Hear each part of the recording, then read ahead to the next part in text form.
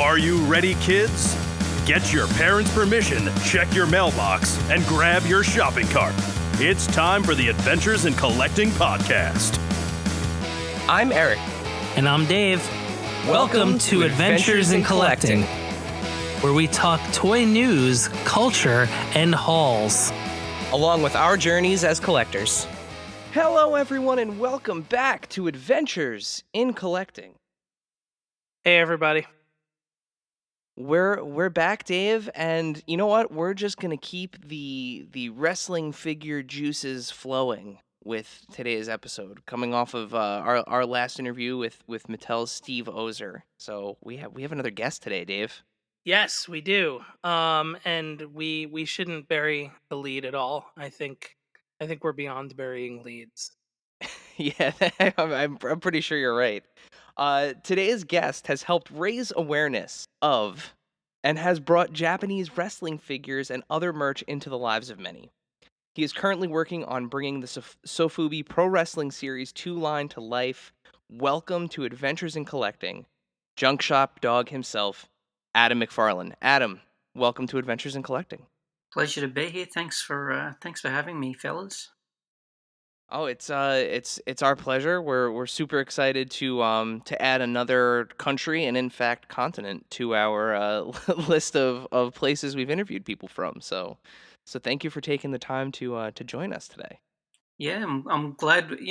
These time zones actually don't work too badly. I'm sitting here mid morning and very proud Australian here. Awesome. So before we jump into the meat of the interview, we ask all of our guests that come on the show, what are you currently collecting? Well, I'm actually sitting here pretty pleased with myself from a Japanese figure perspective, in that I've pretty much collected every Japanese figure I badly want. Just finished my 1960s Bullmark collection, and I've got a full set of poppies, so I'm pretty content. However, the hunt never ends, so I'm currently chipping away at a loose Hasbro collection of all things.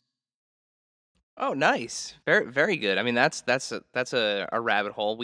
Dave, you have quite a few of those yourself. Yeah, mine are all my old ones, though. I wouldn't say they're certainly collector grade, but I still have all my, or if not all of them, most of them, of my childhood ones. But I always say, like, especially when I see your Instagram page, like it's the danger of jumping into the Chara Pro and Poppy realm or Poppy realm is just something that I see and I'm like, oh, I always want to dive in, but I'm just not quite sure where. So you are quite literally a world away from us here in New Jersey. So what's the collecting scene like there? It is basically a world away, I think you'd say. There's a really high thirst and demand for current wrestling figures.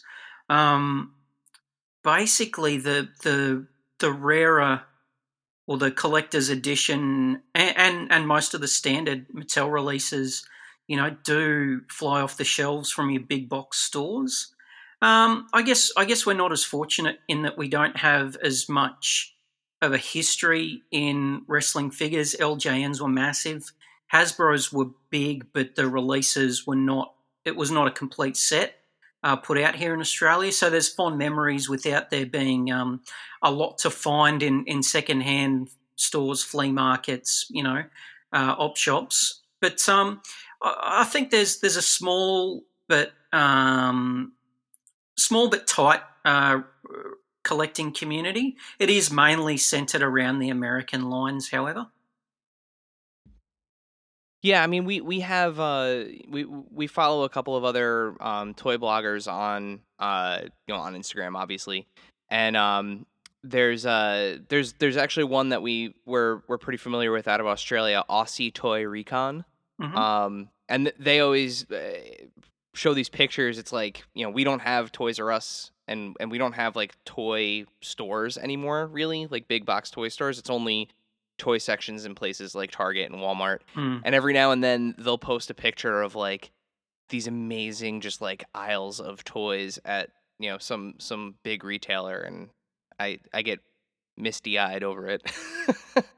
Yeah, it's a bit of feast or famine, really. We do have some cool toy shops, but yeah, I mean, it's we don't get the same volume or amount of wrestling releases that you guys do in the States. So I know a lot of collectors down this way do tend to scrape and claw and do whatever they can to get, particularly the legends or the retros or whatever they yeah, they have to go that extra mile to get them.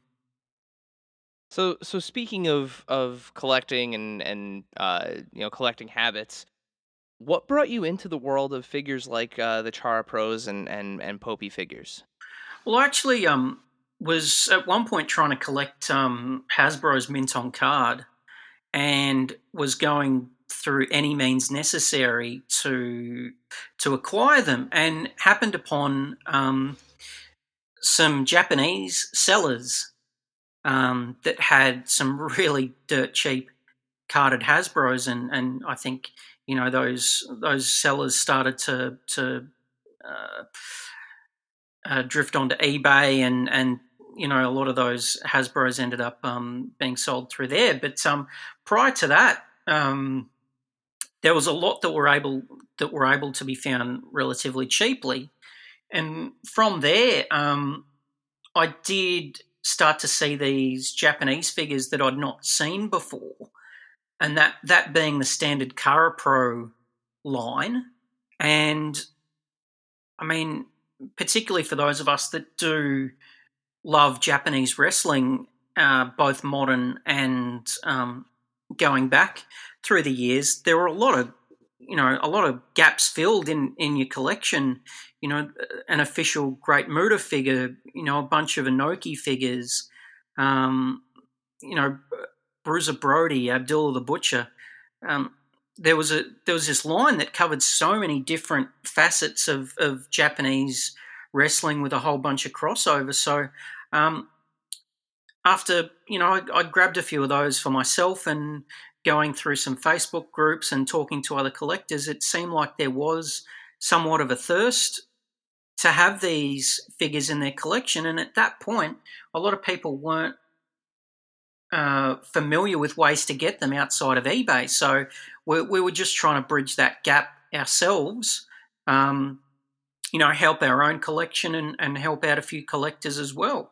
From there, and I think, a lot of people were, I guess, somewhat aware of that Hulk Hogan Poppy figure.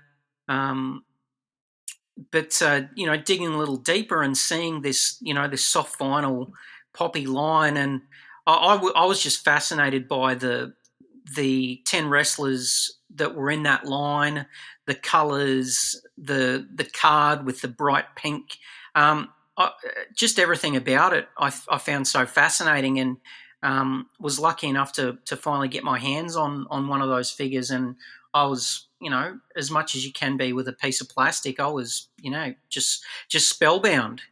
And so yeah, the collection and fascination with Poppy started there, and that was, a couple of years before we started to release our own line.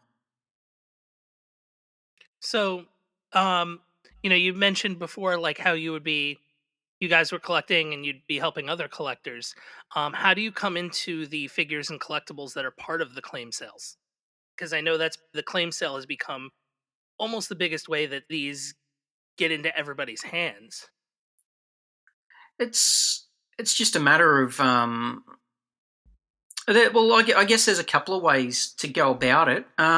We were finding there were people and websites where they were, getting rid of their collections or selling in bulk, which was not really a sought after way in Japan. As you would know, space is at a premium in Japan, and a lot of people weren't prepared to buy big lots of figures because they wouldn't have the room to display them all. And as a result, there were some absolute gems in those lots that we were prepared to buy those big lots, and piece them out. And that was something where we, if it was a big enough lot, we were even prepared to go on an auction site or whatever. So I guess it was just getting those contacts over there and finding ways to uncover toys that have been sitting in toy shops and wrestling shops over there, and I guess making that connection between the Japanese speaking sellers and the English speaking buyers. Yeah, I mean, there is something absolutely captivating about those figures. Like there is a certain charm to them, but I think part of it too is seeing them on card. Like especially when, you were posting pictures of like really crisp mint, you know, uh versions of those figures with like clear bubbles, and like you could tell that they were very well cared for. Like you felt like you were like, even on our end, just kind of scrolling through our feed, like your eye is immediately caught by one of those figures. Yeah, and it's funny because the Kara Pros in particular, the bubbles and cards are really flimsy. So as you say, that you can tell that they've been very well looked after. And I mean, some of those had never left the store. They were basically consignments from old wrestling stores where they never got rid of, or they were bought by someone who left them in a box for a couple of years, and subsequently we picked them up. So. I guess it is a reflection of how careful and delicate Japanese people are with their and other people's belongings as well. For sure, for sure. And I mean, you mentioned that this initial interest and bridging the gap for collectors, bridging that kind of like language barrier and everything, eventually led to the creation of the Sofubi Pro Wrestling Series 2. How did you go from selling these classic figures to a niche part of the community to making your own? Well, it had been in our heads for a little while, and I say a couple of months. We went to Japan, and we saw these not just wrestling as in Poppy or Medicom soft vinyl, but just seeing all the different types of soft vinyl, and just being fascinated with the decoration. I always did feel, without making that link to actually doing it ourselves, that it was a real shame that the Poppy line did only have one series, and I guess we were just trying to think of new ways to go about our business. We were really fortunate in the sense that we already had a relationship with Mrs. Barbara Goodish, the widow of Bruiser Brody. So when we did think, oh hey, let's give this a go, he was the perfect topic in the sense that he fit in perfectly with the time frame. We knew that he would suit the aesthetic, and after a bit of back and forth with Mrs. Goodish, we did discover that all of the other Japanese figures with him on. All of his Japanese figures to that date had no royalties paid. So in a way, we could right or wrong in that regard as well. We didn't. I mean, you can always dream big, but we weren't sure that it was ever going to go past a first figure. So it kind of started there, and it was only after we released that figure that we thought, well, let's aim for 5, and and now it's gotten to a series of 10 with just that one released figure. So you mentioned that you had a relationship with Bruiser Brody's widow, Mrs. Goodish. Um, how did that relationship? How did you guys start that relationship? Well, it happened a couple of years prior. I just heard her talking on a podcast. Um, I knew that we had some mutual friends both in America and in New Zealand, which is where she's from, Dunedin in New Zealand, as is my wife, Portia, who's the other part of this junk shop dog team, and we were living in New Zealand at the time. I just reached out to her just to say g'day and talk, and we would talk from time to time, and that's around the time we decided to dive headfirst into this figure project. I just put it to her, do you know these figures exist? What can you tell us about them? Being the Cara Pros and the Medicoms, and she said, "Oh, I've never actually seen them before. I've not been paid for them." And that's when I put to her, "Well, how about a project where you do get paid?" And it went from there. So now, one of the coolest parts of this project thus far, and that first Bruiser Brody figure, was the silver variant. I got it. I got it. It's awesome. I love the representation of the chain in the figure. Will each release have that limited variant? And then there was other merch that came with it, like pins and shirts, or that went along with it. Uh no. So not every figure will have a variant. Uh, I think with the contract and royalty discussions with some of the Japanese talent, as well as the fact that the variant wasn't taken up in Japan. I think there's not as big a thirst for the variant figures over there, particularly in the silver style. So there will be some. That's not to say that there won't be variants of the Japanese wrestlers. We do want to keep it somewhat special. We don't want to do one of every wrestler, but we can say that Dynamite Kid will have a variant. We can say Terry Funk will have a variant, and there will be one other wrestler in the line further down the Series 2 track that will have variants, but they may be limited to Japan. Very cool.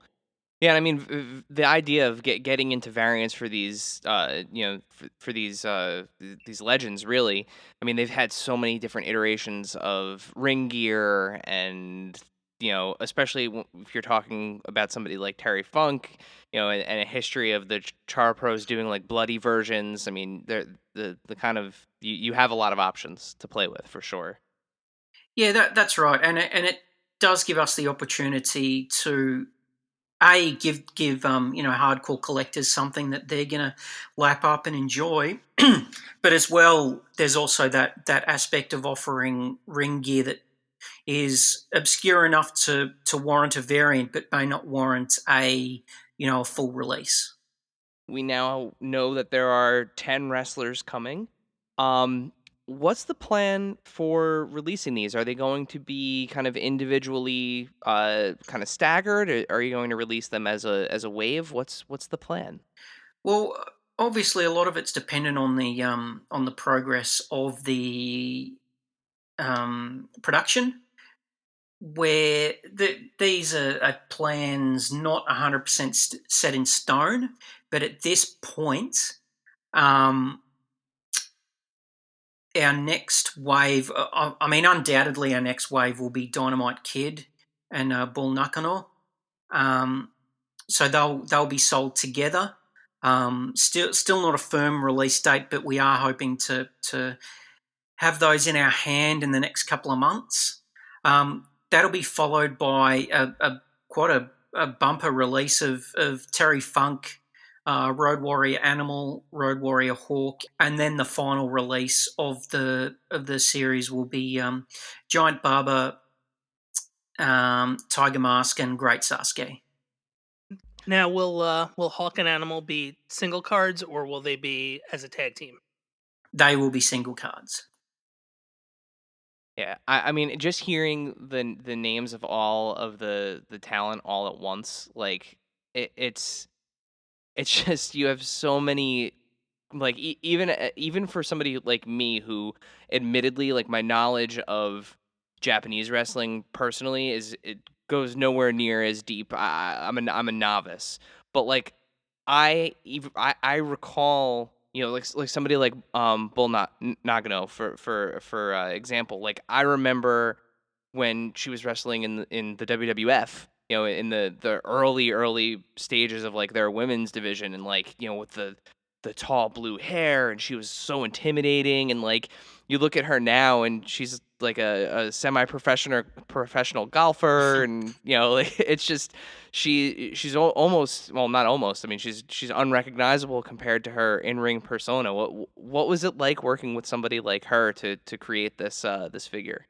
Oh, well, an absolute honour, really. And that you've kind of pinpointed how we want to go about making these figures. We want it to be an accessible line for both Western and Japanese collectors. So we do understand there are going to be some figures that may not appeal as much to Westerners as they do Japanese collectors, and there'll be some that don't appeal to Japanese collectors as much as Westerners. But we feel, at least in the first series, that there's a pretty good balance in terms of crossover, in terms of name value.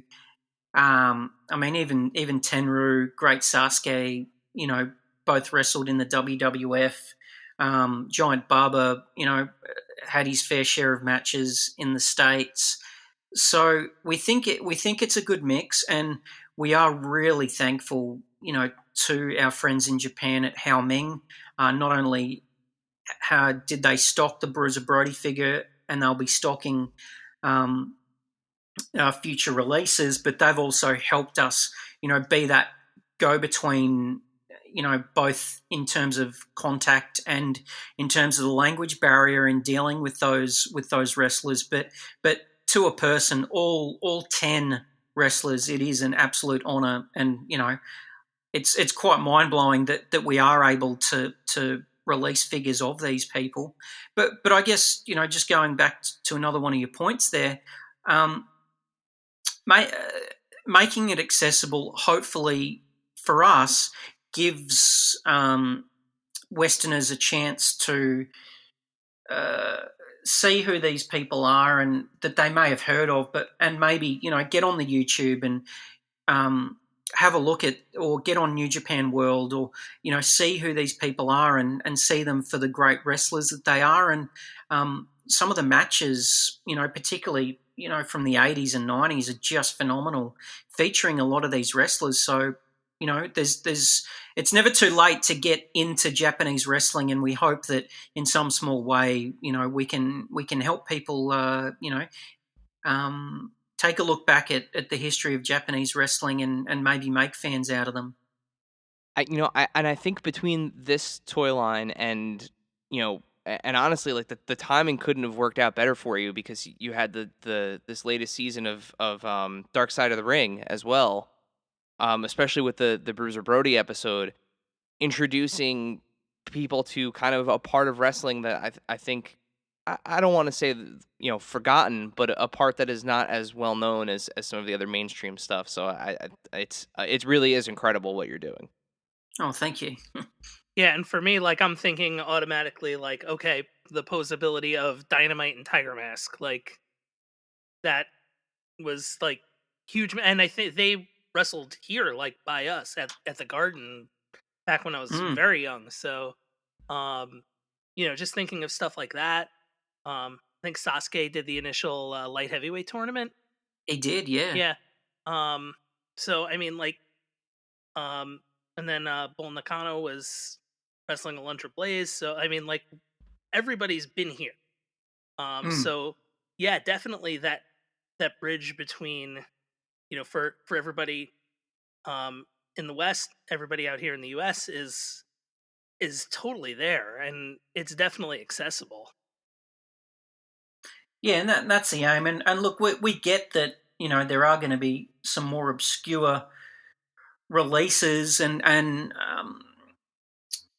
hopefully by then, at least there's the investment emotionally in the line that people are prepared to give some of the more obscure wrestlers a chance. The figure announcement process has been a lot of fun to watch. Um, and you said you've how you worked a little bit with Barbara Goodish. But what's it been like working with the talent or their families as far as everybody else goes? It's been fantastic, actually. It's in the sense that the people that we've been working with have become friends of us in the process. Um, I honestly don't feel like it's these tense business style negotiations. It's it's a it, in, it's predominantly been people that want to prolong the legacy of that wrestler in question, particularly when those wrestlers have passed away. Um, I mean, obviously we have Dynamite Kid coming out in our next release, and to deal with Bronwyn Billington, who people have gotten to know through Dark Side of the Ring subsequently.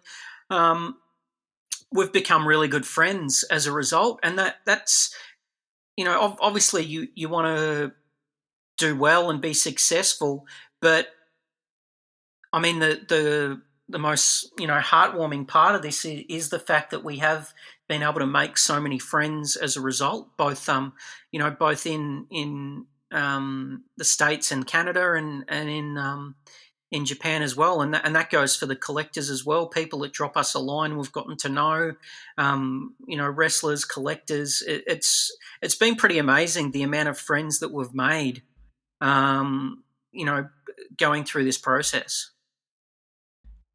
From our perspective as, two toy bloggers, it's been a whole lot of fun watching you go from, having these regular claim sales and, like, texting each other back and, like, sending stuff to our friends. We're like, look at this figure, like, oh my god, a Bob Sapp figure, like looking at these things that we haven't seen in a very long time. Or in some cases ever. I mean, every time that Zandig figure comes up, I'm always like, ooh. um, but seeing it go from that to you creating these figures, and having these announcements from the talent, it actually is like it brings joy to us too, because it's kind of like watching one of us level up, right? And it's been great watching it. Like, your joy definitely comes through what you're posting on Instagram and stuff. So it's all of that's very, very obvious.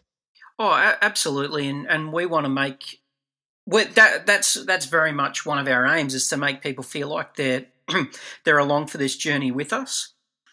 Obviously, with some of those names, you have to pinch yourself, that you're working with them, and hopefully, I'm not giving too much away, but when in our inbox arrived a video from Terry Funk, for someone like me, that had me in tears. Just the joy and excitement of, and he was very funny, but that it's, as someone who, I hope I'm someone that respects the values and the history of wrestling, to have Terry Funk saying your company's name and working with you. It's surreal. It's crazy.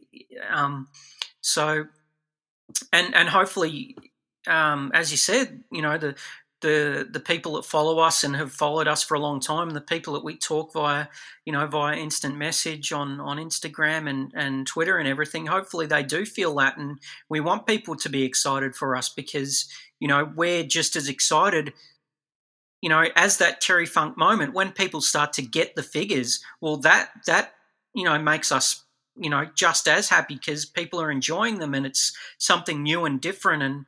And you yeah, I could go on forever about how cool this is, because yeah, there's just so many facets to the joy that we're getting out of this. I guess you would say, to sum up.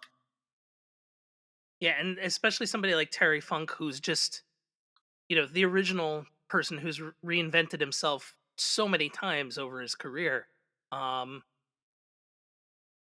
whether it's from the like retirement match with the Forever speech, or you know even the deathmatch stuff in Japan. Like, Coming back as Chainsaw Charlie. it's just like, yeah, there's so much stuff to kind of cull from, that it's the possibilities are endless.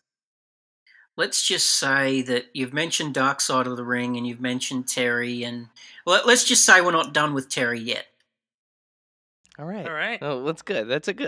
So speaking of excitement and things to come, have you kicked around ideas for a series 3 yet, or will the next run of figures be based on another line, another form factor? No, I mean, the the poppies themselves are far and away my favourite figure line. So we this is our this is definitely our love in terms of figures.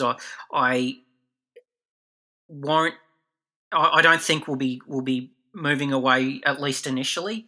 Yes, we are planning the series 3. Yes, we have got some names on paper. Yes, we're very excited about some of those names. Um, so we want to keep doing this for as long as people are interested in the figures. Obviously, we don't want to get too ahead of ourselves in terms of putting them out, and yeah, we do want to put our money where our mouth is, and we do want to show people that these figures are fair income. But just to give you a little bit of insight into the process, it can take 6 months to a year to fine tune a figure down to getting it in our hands. So that hopefully explains why there's been such a long time between the Brody release and Dynamite Kid and Ball coming out, is simply because we weren't that sure that Brody was going to do well enough for us to justify continuing. Now, it absolutely has. The downside of our, I guess, caution is that there's so much of a gap between the next couple of figures. Now, hopefully we'll never have to do that again in terms of wait that long. So the aim is to have staggered figure releases every 3 to 4 months, and ideally that will continue into you won't have to be waiting a year for a series 3 or anything. So basically, once we've got the 10 figures into production for series 2, we want to start working on production for series 3, and hopefully in the not too distant future we'll start naming those wrestlers. And we haven't got a full set of 10 yet, but we're actually pretty close in terms of the planning.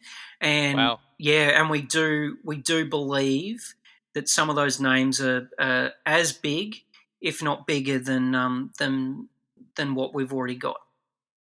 Now, I don't want to pressure you to spoil anything, but continuing with the kind of trend with the 10 that are in series 2, are these going to be wrestlers that have never been featured in this style of figure before? Yes.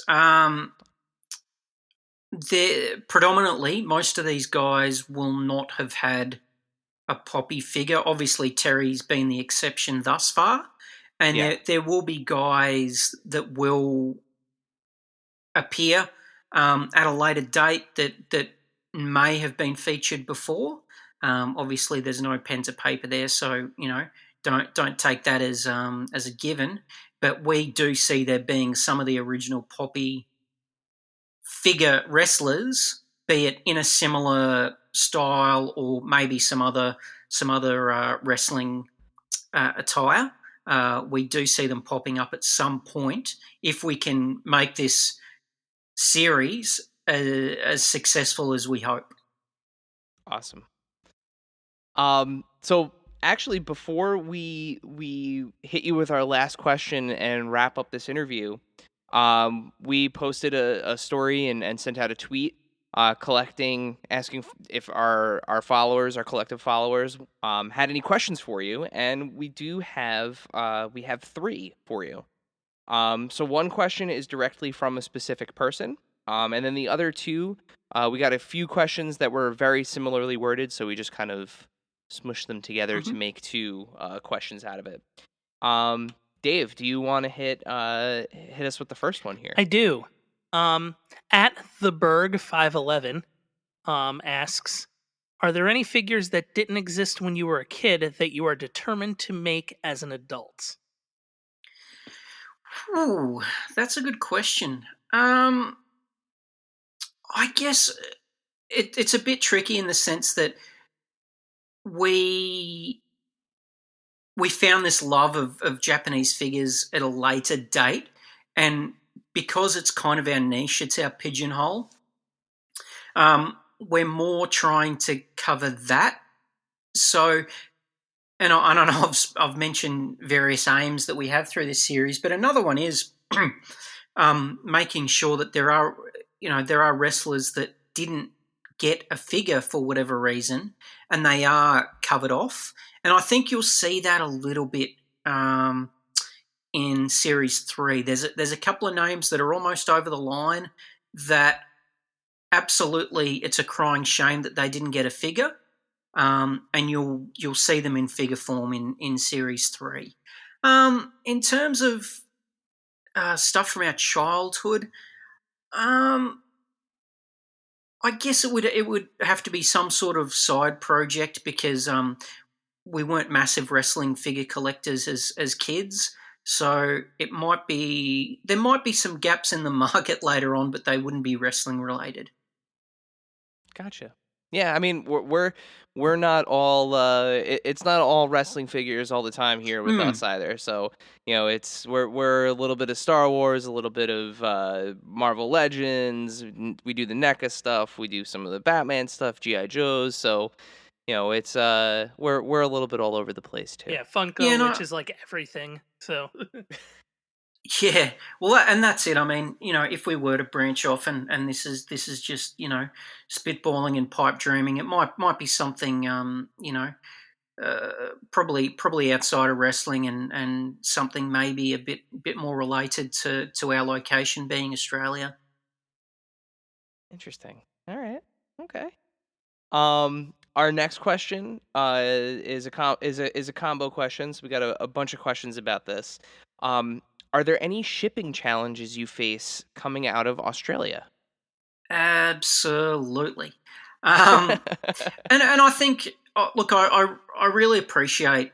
Well, we Portia and I really appreciate that people have invested in this line because we do understand that people are paying that additional cost of postage. I mean, for a Brody, it's $29.99 for the figure and $16 for postage. So you're paying an extra 50% worth of postage. And we get that there's no getting around it, but we also appreciate that people are prepared to go that extra mile to do that.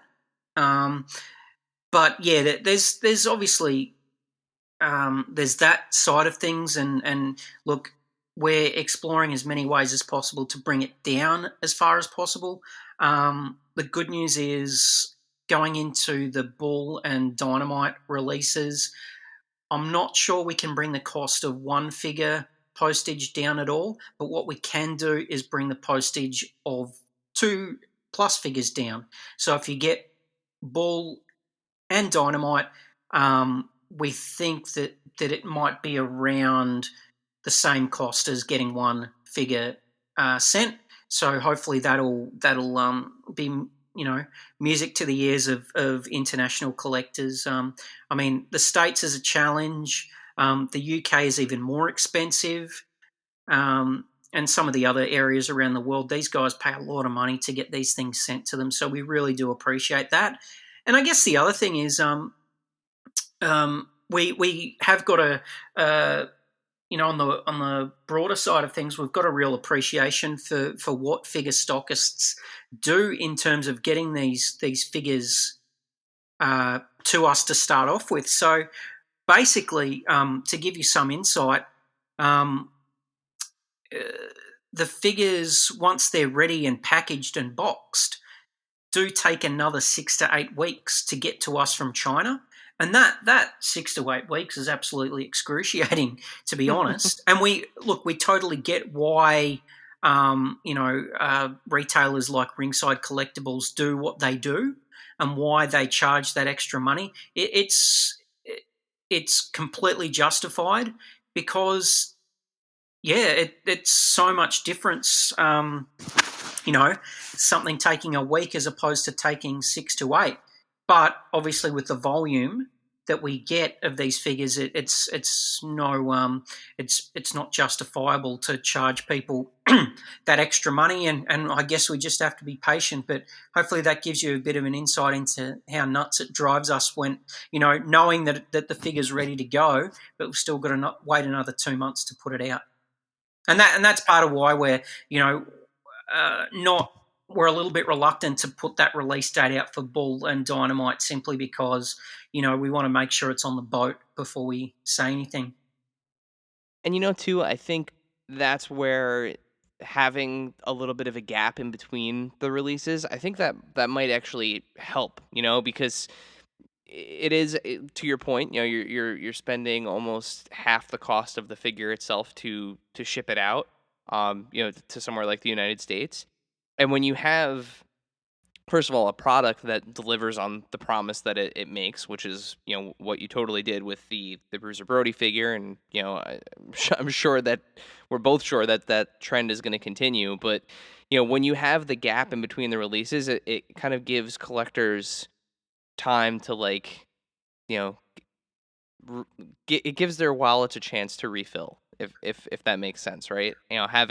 Having the releases a little bit more staggered than something like like WWE Elites that are like every month, or even what Jazzwares is doing, it's relentless. It's nonstop and it's kind of always happening. This is clearly a more kind of specialty product anyway. So I think having that gap might help with that shipping quandary. And I'll say this too: we're in a new golden age as far as wrestling figure collecting goes. Something like this, like supporting this line for me was a no-brainer, just because it's kind of one of those. Where else are you going to get this? Like, this fills in a gap, and it's a gap we're not getting in any other form or fashion. So, being able to support something like this, no matter what the shipping cost was, for me was just like, yep, I'm in. And that's that. Like, don't get me wrong. Hopefully, the product does make it a no-brainer for people, but we do appreciate the lengths that people go to, and we understand that not everyone has a whole bunch of money to spend on wrestling figures, every month. So it's good to know that the gap between releases does give people a little bit of time to recoup, but hopefully we can keep those gaps a little shorter just so people don't forget about us. All right, and Dave, do you want to hit us with the last question for the Q&A here? Sure. Do you have any plans to make a wave of more modern talent in the classic form? And I know you were hinting at stuff for Wave 3, and it definitely got the wheels spinning over here for sure. I think I wouldn't say there's plans. There's definitely been discussions, and even to the point where there were some modern talent that we had spoken to. I think it's something that we will see at some point. Not that we're necessarily the same kind of figure, but we're very much a niche product like a Medicom, and they've released wrestlers from all sorts of eras, and we're thinking we don't want to limit ourselves. I guess is what I'm trying to say. I think I've said in the past that there's no real restriction in terms of who we do. We'd just like to have them look like they did when they wrestled in Japan. So the only thing is, if they've wrestled a match in Japan, well, that's good enough for us. And we'd like to have them look the way that they did when they wrestled matches in Japan. The more obviously we have in mind some modern names that would suit that were big names in Japan or even are at the moment. So yeah, I think it's a never say never, and I think it would be part of the evolution of the line to start to incorporate some more modern names as well. Yeah, that's awesome. Because just thinking of the idea, um, this has come up a couple of times on the podcast, but in the past, where it's kind of like what's old is new again. Mm, But seeing like some of these other product lines, whether it's whether it's Mego bringing back their clothed 8-inch action figures from the 60s and 70s, but making modern characters like from modern horror movies like Hannibal Lecter and mm, Leatherface in that style, and seeing like a modern character in that style is really neat. Or even back when the Mattel retros were initially out, seeing somebody like a Roman Reigns or a Bray Wyatt in the style of those 90s and or 80s and 90s Hasbro WWF figures was really neat. So like just thinking of the idea of seeing some modern talent in this style could be a fun experiment. absolutely, and hopefully, much like the way that we're trying to with people like, pardon me, with Bull, trying to give her a figure when she absolutely deserved one, back in the day. Maybe there are some wrestlers that may not be plentiful in terms of their figure releases, or at least putting them in an attire or a look that people have never had access to. Now, I actually have another question before we go to the last question. Um, the carding was iconic on the originals. It's iconic for Series 2, but I know you mentioned being a fan of the Hasbros, and those had a tendency to change packaging. Think of the different card colors. Um, do you see yourself staying in the pink color scheme or adapting something where it's like a different color for each series? Very good question, and absolutely something we've talked about. But I'd be lying if I said we'd made our minds up in terms of where we're going to head with it. I'm pretty confident that Series 2 and Series 3 will stay with that pink. And much like the Hasbro's, they stayed with that blue for at least I think it was up until Series 5, Yeah. off the top of my head. So um, yes, there's absolutely discussions on whether we should, change it up and have a bit of fun with it. Not yet, but we may do later down the track. Well, with that comes brings us to the end of our Q&A. And would like to thank everyone for submitting their questions. And Dave, it's time for you to ask the last question. Yes. The last question to all of our guests. What is your favorite and/or strangest piece in your collection? It can be one of each, or it can be both. I, I might give you one of each. My favourite piece um, is a giant barber figure made by Bullmark in the 1960s.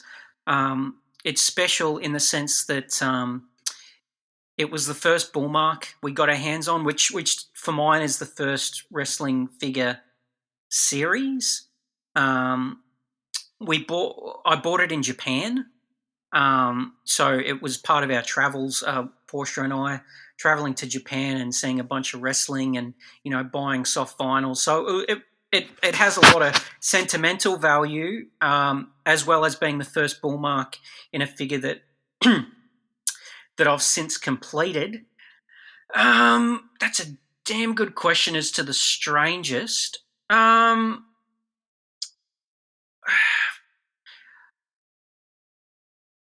don't think we have any left,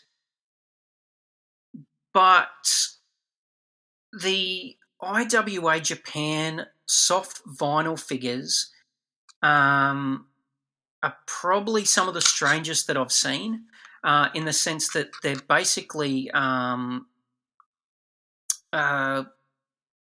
monsters, science fiction monsters, that had a very short run in IWA Japan, which most people would know as being the promotion that had the Kawasaki Dream tournament with Terry Funk and Cactus Jack in the mid-90s. But they've sort of stayed alive since, and they had this very odd run of figures that I can send you some images of once we get off the chat. That they just don't seem to belong in a wrestling collection. But yeah, probably the strangest things I've ever seen. I just Googled one. I found I found a chupacabra one. Yeah. So wild. That does. I would not think in a million years, Dave. I'm going to send this to you now. I would not think in a million years that this was a wrestling figure. I would have thought it was something out of like Ultraman or absolutely, or even like he almost looks like a Gamera villain. Oh wow, that's awesome. But I mean, the joy of